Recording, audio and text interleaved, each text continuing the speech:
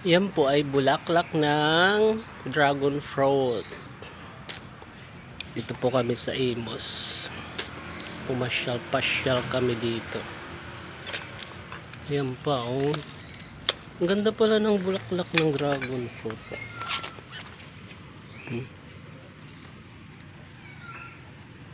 Ganda oh.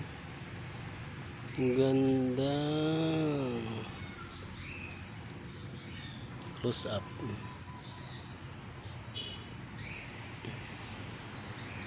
Ang ganda no. Ayan pa dun oh. Bulaklak ng dragon fruit. Pero bakit white siya?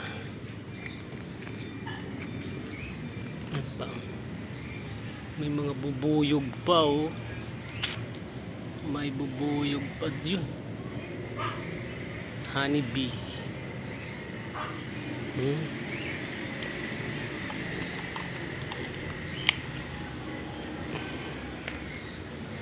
Ito. Palanta na siya. Pabuka pa lang siguro to. Pabuka pa lang.